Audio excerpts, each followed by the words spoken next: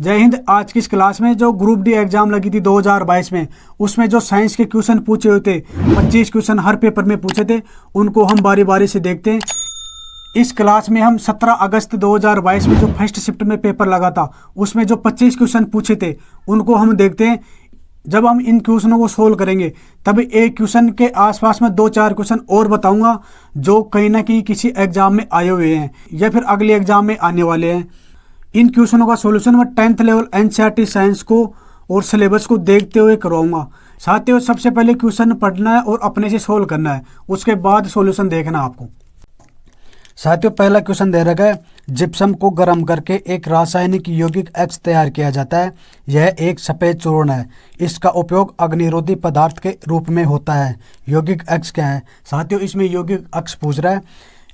A option दे रखा है बेकिंग सोडा, बी दोहन soda, C plaster of Paris और डी सोडियम हाइड्रोक्साइड। साथियों, इसमें सी ऑप्शन सही होगा, प्लास्टर ऑफ पेरिस। जैसे कैल्शियम सल्फेट को 373 केल्विन पे गर्म करते हैं।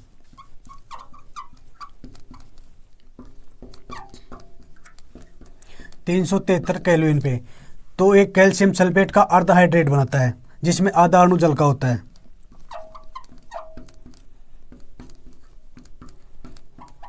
जैसे इसमें जल वापस ऐड करते हैं तो ये सूखने के बाद वापस कैल्शियम सल्फेट वो बनता है, जिसमें 2 अणु जल के होते हैं। इसका उपयोग डॉक्टर टूटी हड्डी को स्थिर करने के लिए जो प्लास्टर करते हैं उसमें काम में लेते हैं, सजावट का सामान बनाते हैं, और जो हमारी दीवारें हैं उनको स्मूथ करने के लिए काम में लिया जाता है।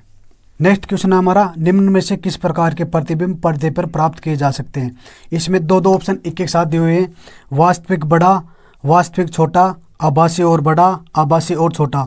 साथियों, जो इसमें पहला और दूसरा जो दोनों दे रखे ऑप्शन सी में, वो सही होगा, क्योंकि जो वास्तविक प्रतिबिंब होते हैं वो पर्दे पर प्राप्त किए जा सकते हैं। जैसे फोटोग्राफी और सिनेमाघरों में जो फिल्म दिखाई जाती है वो वास्तविक प्रतिबिंब होता है, और जो हमारा अवतल दर्पण होता है वो वास्तविक प्रतिबिंब बनाता है। जो हमारा अवतल दर्पण होता है वो वास्तविक प्रतिबिंब बनाता है जब वस्तु को अनंत और ऐप के बीच में रखेंगे। ये हमारे मुख्य अक्ष हो गई, ये फोकल लेंथ हो गई, ये वक्रता केंद्र हो गया। जैसे ये वस्तु को हम अनंत और ऐप के बीच में रखेंगे तो हमारा जो प्रतिबिंब बनेगा वास्तविक और उल्टा बनेगा, और जब फोकल लेंथ और पी ध्रुव के बीच में रखेंगे तो जो हमारा प्रतिबिंब बनेगा वो आभासी बनेगा दूसरी साइड। क्वेश्चन नंबर 3 में दे रखा है, निम्नलिखित में से किस यौगिक का उपयोग श्वेत श्याम फोटोग्राफी में किया जाता है? ए ऑप्शन दे रखा है silver oxide, B option silver bromide, C option silver chloride, D silver chloride और सिल्वर ब्रोमाइड। इसमें डी ऑप्शन सही होगा, सिल्वर क्लोराइड और सिल्वर ब्रोमाइड। हमारी ब्लैक एंड व्हाइट फोटोग्राफी होती है उसमें सिल्वर क्लोराइड और सिल्वर ब्रोमाइड का उपयोग किया जाता है। जैसे ही सिल्वर क्लोराइड को सूर्य की रोशनी में अपघटन करते हैं तो ये दूसरा रंग का सिल्वर धातु बनाएगा। जैसे ही सिल्वर क्लोराइड को सूर्य की रोशनी में अपघटन करते हैं तो ये दूसरा रंग का सिल्वर धातु बनाएगा। ये होगा दूसरा रंग का।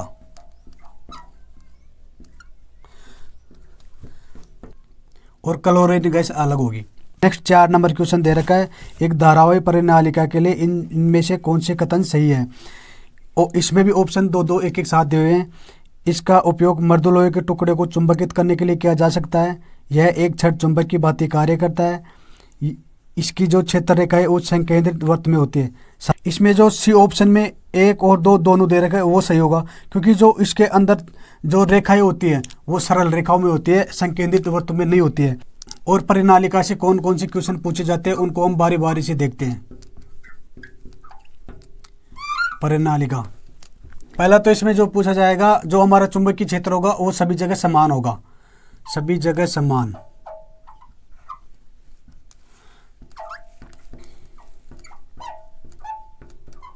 और ये चुंबक की भांति कार्य करती है, चुंबक की भांति कार्य। और जो मृदु लोहा होता है उनको चुंबकित करने के लिए किया जाता है। मृदु लोहे को चुंबकित करने के लिए किया जाता है। नेक्स्ट क्वेश्चन है हमारा, एड्स का पूर्ण रूप क्या है? साथियों, ये सिंपल सा क्वेश्चन है, बेसिक क्वेश्चन है, लगभग सभी को आता है। इसमें जो डी ऑप्शन है एक्वायर इम्यूनो डिफिशिएंसी सिंड्रोम, ये इसका राइट आंसर होगा। नेक्स्ट क्वेश्चन 6 नंबर में दे रखा है, न्यूलैंड के अष्टक नियम में पहला तत्व क्या है और अंतिम ज्ञात तत्व क्या है। इसमें जो पहला और अंतिम तत्व है वो पूछा गया है। साथ ही इसमें पहला ऑप्शन है hydrogen thorium, B option hydrogen zirconium, C option helium zirconium, D option hydrogen और लेंथेनम। साथ ही जो इसमें पहला ऑप्शन है हाइड्रोजन और थोरियम वो सही होगा। और जो न्यूलैंड के अष्टक नियम से जो क्वेश्चन पूछे जाते हैं उनको हम देखते हैं। अष्टक नियम,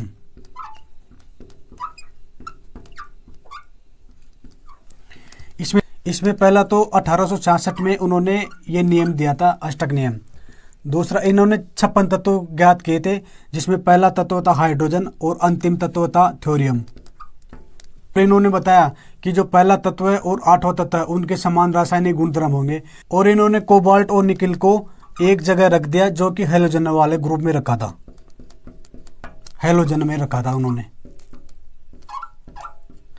और जो हमारा आयरन है इसको इन्होंने कोबाल्ट और निकिल से दूर रखा।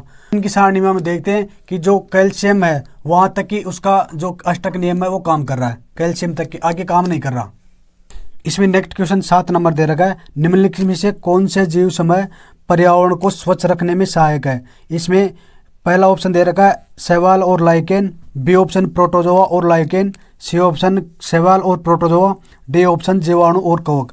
इसमें जो डी ऑप्शन है वो सही होगा, क्योंकि जो जीवाणु होते हैं ये जो हमारे पर्यावरण में जो जैव निम्नीकरण घटक होते हैं, जिससे हमें हाइड्रोजन, मीथेन और खाद वगैरह मिलती है, जैसे सब्जी के छिलके,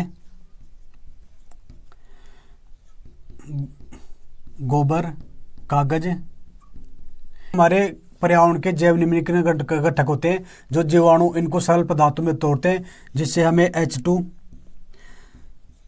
मीथेन और खाद मिलता है। इसी कारण ये हमारे पर्यावरण को स्वच्छ करते हैं। नेक्स्ट क्वेश्चन दे रखा है, गोले दर्पण के मुख्य अक्ष के बारे में कौन से कथन सही है। इसमें भी दो ऑप्शन एक साथ दिए हुए हैं। पहला, यह दर्पण पर अभिलंब होता है। दूसरा, आपतन बिंदु हमेशा मुख्य अक्ष पर स्थित होता है। तीसरा, मुख्य फोकस हमेशा मुख्य अक्ष पर ही स्थित होता है। साथियों, इसमें जो ऑप्शन 1 और 3 जो डी ऑप्शन में दे रखा है वो सही होगा, क्योंकि जो आपतन बिंदु है वह हमेशा अपर्चर पे होता है। यह हमारा अवतल दर्पण हो गया, ये इसका अपर्चर है, यहाँ से यहाँ तक इसका अपर्चर है, और ये मुख्य अक्ष होगी इसकी, यहाँ पे फोकल लेंथ और यहाँ पे वक्रता केंद्र। जैसे हम किसी किरण को किसी कोण पे आपतित करते हैं तो ये अपर्चर पे परावर्तन के पश्चात उतना ही कोण बनाएगी जितना इसने आपतन में बनाया था। जैसे इसने 45 डिग्री बनाया था तो परावर्तन के पश्चात ये वापस 45 डिग्री का बनाएगी। इस क्वेश्चन में जो ऑप्शन दे रखा है उसमें ये बोल रहा है कि जो आपतन बिंदु है वह मुख्य अक्ष पर है, लेकिन ये मुख्य अक्ष पे नहीं होता है, क्योंकि मुख्य अक्ष पर तो हमें वक्रता केंद्र और एफ ही मिलता है, आपतन बिंदु तो अपर्चर पे मिलता है, इसलिए ये ऑप्शन गलत होगा। 9 नंबर क्वेश्चन में दे रखा है, कशेरुकी की यकृत कोशिकाओं में एचसीआर द्वारा कौन सा महत्वपूर्ण कार्य किया जाता है। और ऑप्शन दे रखा है इसमें, ए ऑप्शन दे रखा है औषधियों और विषु का निराविषीकरण, बी ऑप्शन लिपिड का संश्लेषण, सी ऑप्शन प्रोटीन का संश्लेषण, डी ऑप्शन जटिल शर्कराओं का रूपांतरण। इसमें जो ए ऑप्शन दे रखा है औषधि और निराविषीकरण, ये राइट होगा, क्योंकि जो हमारे ईआर होती है प्लाज्मिक रेटिकुलम, अंतर्द्रव्य जालिका, अंतर्द्रव्य जालिका, ये अंतर्द्रव्य जालिका 2 प्रकार की होती है। एक तो RER रफ वाली होती है और दूसरी स्मूथ वाली होती है SER चिकनी अंतर्द्रव्य जालिका और ये खुरदरी अंतर्द्रव्य जालिका। इन पर दाने दाने से राइबोसोम होते हैं जो प्रोटीन संश्लेषण का काम करते हैं, प्रोटीन संश्लेषण। और जो SER होती है हमारी, ये वसा का परिवहन करती है, वसा का परिवहन। और यकृत में जो हमारा ब्लड होता है, खून होता है, उसमें जो जहरीले पदार्थ होते हैं उनको फिल्टर करने में सहायक होती है SER। इस क्वेश्चन में यही दे रखा है कि जो SER है उसका क्या काम है, वो यकृत की कोशिकाओं में हमारा जो ब्लड होता है उसको फिल्टर करने में सहायक होती है। नेक्स्ट क्वेश्चन में दे रखा है 10 नंबर में, विद्युत मोटर का कौन सा भाग उसमें प्रवाहित धारा के प्रवाह की दिशा को उलट देता है। इसमें ऑप्शन ए दे रखा है कुंडली, बी मृदुलोह का कोर, सी विभक्त वाला है, डी ब्रश। इसमें जो विभक्त वाला है स्प्लिटरिंग है सी ऑप्शन में, ये राइट होगा। जब मोटर आधा घूर्णन करती है तो जो स्प्लिटरिंग है वो कनेक्शन को हमारे को स्विच कर देती है, जो धारा की दिशा है वो बदल जाती है। जो स्प्लिटरिंग है उसकी कार्य प्रणाली को समझाने के लिए मैं कुछ डायग्राम बनाता हूँ। जो हमारी इलेक्ट्रिक मोटर होती है वो फ्लेमिंग के बाएं हाथ के नियम पे काम करती है, जिसमें अंगूठा हमारे बल की दिशा को दिखाएगा, मिडिल फिंगर विद्युत धारा की दिशा, और जो तर्जनी अंगुली है ये चुंबकीय क्षेत्र को दिखाएगा। जैसे ही सर्किट को हम विद्युत से जोड़ते हैं, जो इन हुआ है वो सिरा फ्लेमिंग के बाएं हाथ के नियम के अनुसार ऊपर की साइड में जाएगा। जो आउट हो रही है विद्युत धारा वो सिरा नीचे की तरफ जाएगा, क्योंकि इसमें बल फ्लेमिंग के बाएं हाथ के नियम के साथ नीचे की तरफ काम कर रहा है। जैसे ही हमारी कुंडली वर्टिकल पोजीशन में आएगी तो जो इन हुई है वो सिरा जो स्प्लिटरिंग है वो दूसरे वाले भाग से टच हो जाएगी। जिस सिरे से इन हुई है उससे अब विद्युत धारा आउट होने लग जाएगी, और जिससे आउट हो रही है वो से विद्युत धारा इन होने लग जाएगी। इसी प्रकार हमारी स्प्लिटरिंग काम करती है। हर आधा घूर्णन के बाद विद्युत धारा की दिशा बदल जाती है।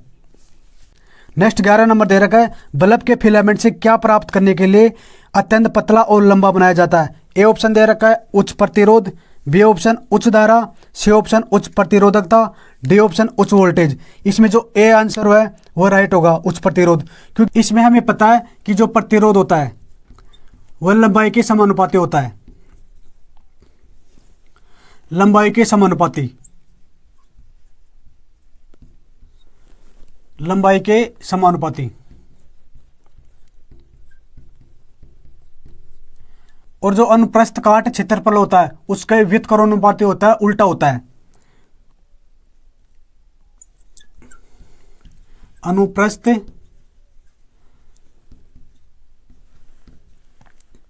काट के क्षेत्रफल के व्युत्क्रमानुपाती होता।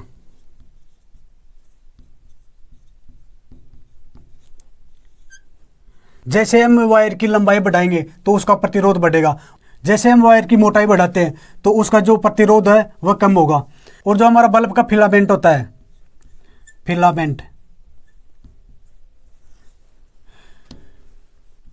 ये टंगस्टन का बनाया जाता है और इसका गलनांक 3380 होता है डिग्री सेंटीग्रेड। क्वेश्चन नंबर 12 बोल रहा है, जब परमाणु क्रमांक क्या करते हैं तब नाभिक के आवेश क्या होता है, तब नाभिक के और संयोजी इलेक्ट्रॉनों के बीच आकर्षक बल क्या होता है, इसलिए लिथियम से फ्लोरीन तक परमाणु त्रिज्या क्या होगी। इसमें ऑप्शन सी है वो राइट होगा, बढ़ेगा बढ़ेगा बढ़ेगा और घटेगा। जैसे परमाणु क्रमांक के बढ़ते क्रम में हम 3 तत्व लेते हैं, जैसे कार्बन, नाइट्रोजन और ऑक्सीजन। इसकी परमाणु संख्या 6, इसकी 7 और इसकी 8। जब इनका इलेक्ट्रॉनिक विन्यास करते हैं तो इसमें 2 और 4, इसमें 2 और 5, इसमें 2 और 6। कक्षा में वितरण करते हैं तो इसके नाभिक में 6 प्रोटॉन, और जो पहली कक्षा है उसमें 2 इलेक्ट्रॉन, और जो दूसरी कक्षा है उसमें 4 इलेक्ट्रॉन। इसका इलेक्ट्रॉनिक विन्यास करते हैं तो इसके नाभिक में 7 प्रोटॉन, पहली कक्षा में 2 और दूसरी कक्षा में 5। इनके नाभिक में 8 प्रोटॉन, और पहली कक्षा में 2 और दूसरी कक्षा में 6 इलेक्ट्रॉन। अब इनका नाभिक के आवेश देखते हैं तो इसमें नाभिक के आवेश बढ़ता जा रहा है, क्योंकि इसमें 6, इसमें 7 है और इसमें 8 है। जब इनका आकर्षक बल देखें हम, इसमें जो बाहरी कक्षा में 4 इलेक्ट्रॉन है वो नाभिक की तरफ आएंगे, 6 की तरफ आएंगे, तो बीच में जो 2 मिलेगा वो प्रतिकर्षण करेगा, इसको वापस से बाहर की तरफ करेगा, तो इसमें सिर्फ 2 इलेक्ट्रॉन ही बचेंगे जो नाभिक की तरफ खींचेंगे। इसमें जब 5 इलेक्ट्रॉन 7 की तरफ आएंगे तो इसमें 2 बीच में मिलेंगे, जो 2 इलेक्ट्रॉन है वो बाहर की तरफ भगाएंगे, तो इसमें सिर्फ 3 ही इलेक्ट्रॉन बचेगा जो नाभिक की तरफ 7 की तरफ आएगा। इसमें जो 6 इलेक्ट्रॉन है नाभिक की तरफ आएंगे, जो 2 इलेक्ट्रॉन है वो बीच में मिलेंगे जिसको 6 को भगाएंगे, तो इसमें सिर्फ 4 इलेक्ट्रॉन ही बचेगा। जैसे हम आकर्षक बल देखते हैं तो इसमें 2 इलेक्ट्रॉन नाभिक की तरफ लग रहा है, इसमें 3 लग रहा है, इसमें 4 लग रहा है, तो इसमें आकर्षक बल सबसे ज़्यादा 4 वाले में होगा, क्योंकि इसमें 4 इलेक्ट्रॉन नाभिक की तरफ आ रहे हैं। जब परमाणु साइज की तरफ आते हैं तो इसमें सिर्फ 2 इलेक्ट्रॉन है जो नाभिक की तरफ लगते हैं, कम आकर्षक बल लगा रहे हैं। इसमें 4 है, 4 ज़्यादा आकर्षक बल लगाएंगे, तो जब आकर्षक बल ज़्यादा होगा तो परमाणु की साइज कम होगी, क्योंकि नाभिक की तरफ खींचेगा तो परमाणु साइज कम होगी। इस क्वेश्चन में यही दे रखा है कि जब परमाणु क्रमांक बढ़ाएंगे तो नाभिक के आवेश बढ़ेगा और जो आकर्षक बल है वो बढ़ेगा, लेकिन जो परमाणु की साइज है वो कम होगी हमारी। जो इसमें ऑप्शन नंबर 6 है वो राइट होगा। क्वेश्चन नंबर 13 दे रखा है, एक धुएं से भरे कमरे में प्रवेश करने पर प्रकाश की बारीक किरण इनमें किस कारण दिखाई देती है। इसमें ऑप्शन दे रखा है, ए प्रकाश का प्रकीर्ण, बी प्रकाश का अपवर्तन, सी प्रकाश का वर्ण विक्षेपण, डी प्रकाश का परावर्तन। इसमें जो ए ऑप्शन है प्रकाश का प्रकीर्ण वो राइट होगा।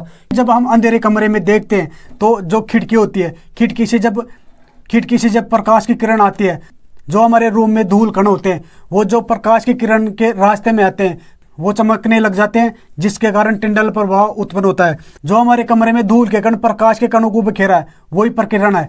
नेक्स्ट 14 नंबर में दे रखा है, श्वसन तंत्र का भाग वायु के प्रभाव को बिखेरने से रोकता है। ए ऑप्शन ट्रेकिया, बी उपास्थि के छल्ले, सी स्पाइन और डी पसली। इसमें जो बी ऑप्शन दे रखा है उपास्थि के छल्ले वो राइट होगा, क्योंकि जो हमारी श्वास नली होती है उसकी चारों तरफ जो उपास्थि होती है उसके छल्ले बने होते हैं जिस सिकुड़ने या फैलने से रोकते हैं। नेक्स्ट 15 नंबर बोल रहा है कि एक पत्ती का अनुप्रस्थ काट के निम्नांकित चित्र का अध्ययन करें और बताए कि कौन सा विकल्प इसके सही अक्षरांकन को दर्शाता है। इसमें जो ऑप्शन सी है, ऊपरी अधिचर्म, निचली बाहरी त्वचा, रक्षक कोशिका, वायु कोशिका और क्लोरोफिल, ये ऑप्शन सही होगा। साथियों जो इसमें डायग्राम दे रखा है वो एक पत्ती की अनुप्रस्थ काट दिखाई गई है। इसमें जो पत्ती के अनुप्रस्थ काट में जो अलग अलग भाग हैं उनको दिखाया गया है। इसमें जो सी ऑप्शन में जो पहला है ऊपरी अधिचर्म, इसके ऊपर भी एक और परत होती है जो मरुस्थलीय पौधे होते हैं उसमें पाई जाती है, जिसे मोमिक्यूटिकल कहते हैं। यह एक पारदर्शी परत होती है जो परजीवी और कवक को प्रवेश होने से रोकती है। जो ऑप्शन सी में 3 नंबर में दे रखा है रक्षक कोशिका, जिसको द्वार कोशिका भी कहते हैं। द्वार कोशिका, इसका क्या काम है? जो ये द्वार कोशिकाएं वे रंध्र के दोनों तरफ पाई जाती है।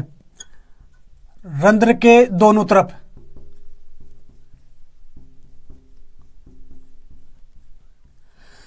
तरफ जो द्वार कोशिकाएं होती है उनका जो आकार है किडनी की तरह होता है, किडनी की तरह।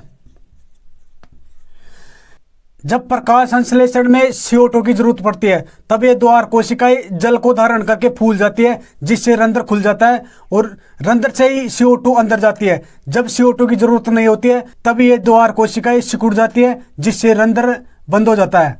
16 नंबर में बोल रहा है, श्वसन की किस अभिक्रिया में ऑक्सीजन की आवश्यकता होती है। ए ऑप्शन पायरुवेट के CO2 और H2O के ऊर्जा के रूपांतरण में, बी ऑप्शन पायरुवेट के इथेनॉल में रूपांतरण, सी ऑप्शन दे रखा है ग्लूकोज के पायरुवेट में रूपांतरण, डी ऑप्शन पायरुवेट के CO2 में रूपांतरण। इसमें ऑप्शन ए सही होगा, पायरुवेट के CO2, H2O और ऊर्जा में रूपांतरण। साथियों जो ग्लूकोज के 6 अणु होते हैं ये सबसे पहले हमारा जो कोशिका होती है उसके कोशिका द्रव में 3 पायरुवेट में रूपांतरण होता है। सबसे पहले ये क्रिया होती है।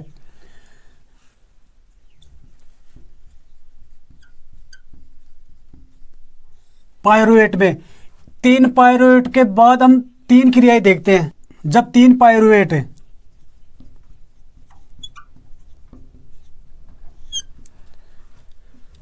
इनकी 3 अलग अलग क्रिया है। इसमें O2 की अनुपस्थिति है,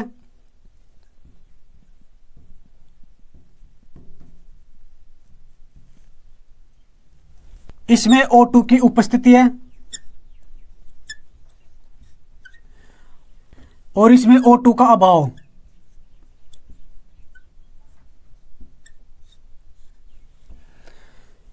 ये यीस्ट में होता है,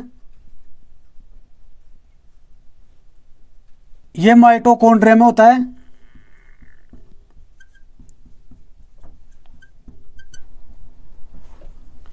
और ये हमारी पेशी कोशिका में।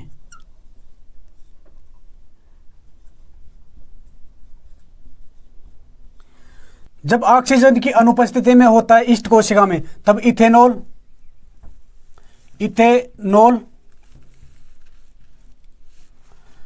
प्लस CO2 और ऊर्जा।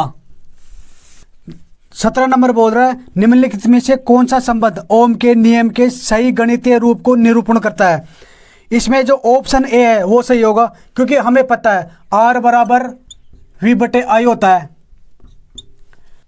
और आई बराबर वी बटे आर होता है और वी बराबर आई इंटू आर होता है।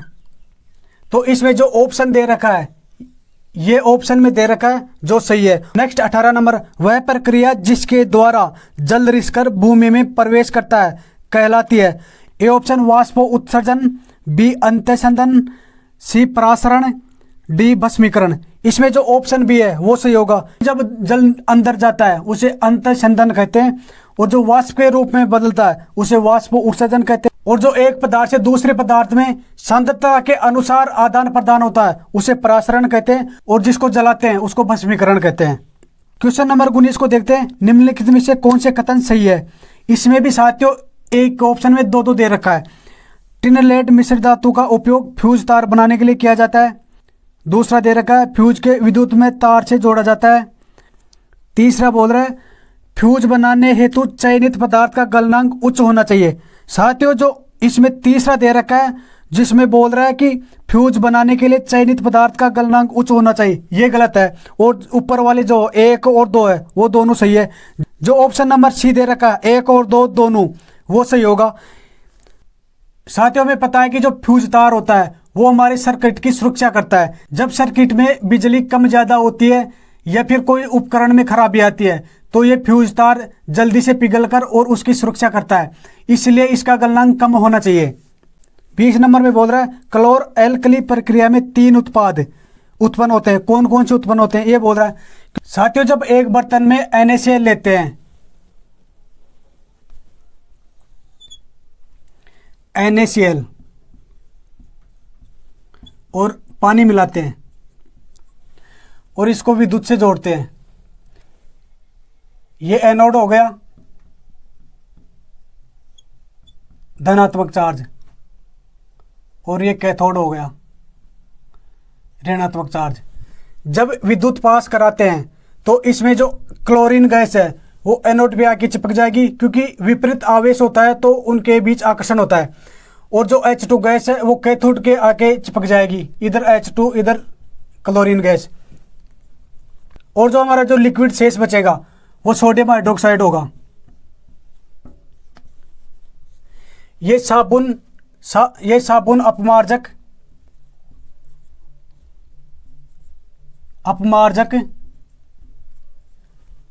और कागज आदि बनाने के लिए काम आता है। जो H2 गैस है वो हाइड्रोक्लोरिक एसिड और अमोनिया आदि बनाने में काम आती है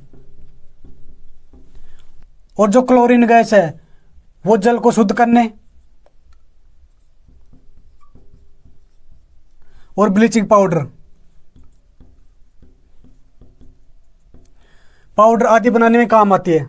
अगला 21 नंबर बोल रहा है दो क्रमागत समजातीय श्रेणी के सदस्यों के बीच आणविक द्रव्यमान में कितना अंतर होता है। Option A 12, option B 14, option C 8, option D 16। इसमें जो बी ऑप्शन है 14 वो सही होगा, क्योंकि जब हम एल्केन समूह को लेते हैं, एल्केन को, इसमें जो पहला तत्व मिथेन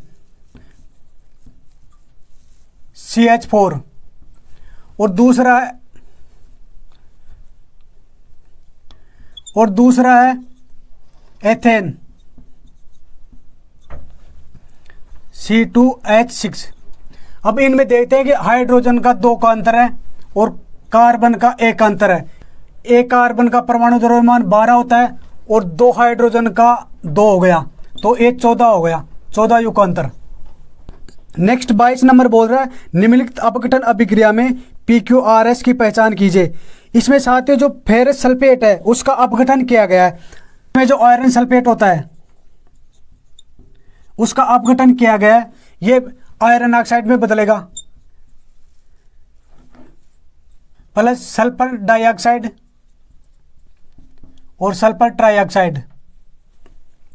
इसको हमें संतुलन करना। जब हम उत्पाद की तरफ देखते हैं तो जो आयरन होता है वो 2 है, तो हमें इसको तो 2 करना ही पड़ेगा।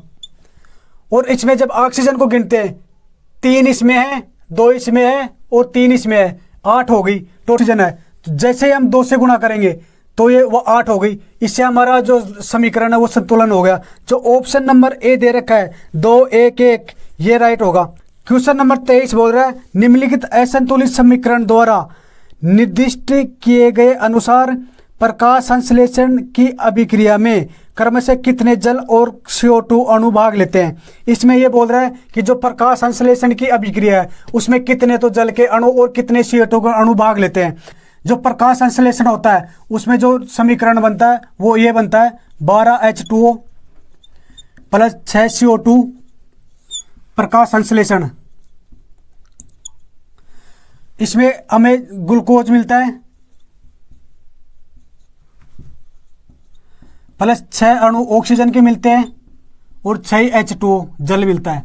तो हम देखते हैं कि जो 6 अणु जल के मिले हैं वो 12 अणु में से 6 तो मिल गए, अब 6 ही तो बचे। इस क्वेश्चन में यही बोला कि प्रकाश संश्लेषण में कितने तो जल के अणु और कितने CO2 के भाग लेते हैं, तो इसमें 6 ही आंसर होगा। जो ऑप्शन नंबर सी में है 6 और 6, क्योंकि 6 अणु जल के हमें वापस मिल गए। क्वेश्चन नंबर 24 बोल रहा है एक आपतित प्रकाश किरण किसी अवतल दर्पण के वक्रता केंद्र से गुजरती है तो आपतित किरण और परावर्तित किरण के बीच बनने वाला कोण किसके बराबर होगा।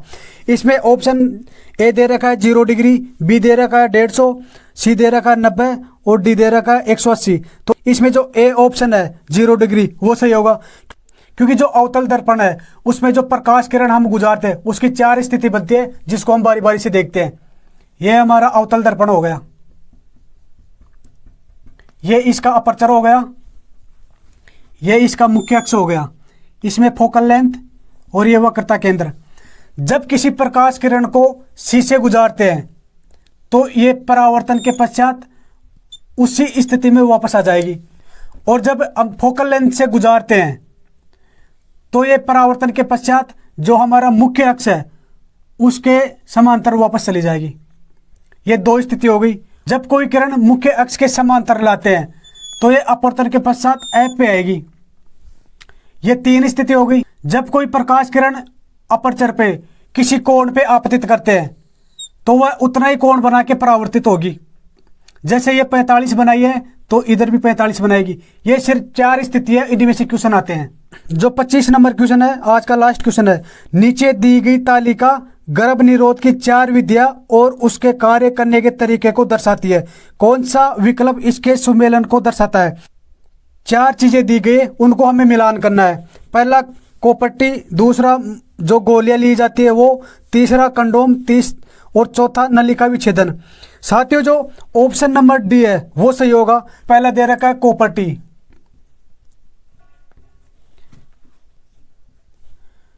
दूसरा दे रखा है गोलियां, तीसरा दे रखा है कंडोम, चार दे रखा है नलिका विच्छेदन।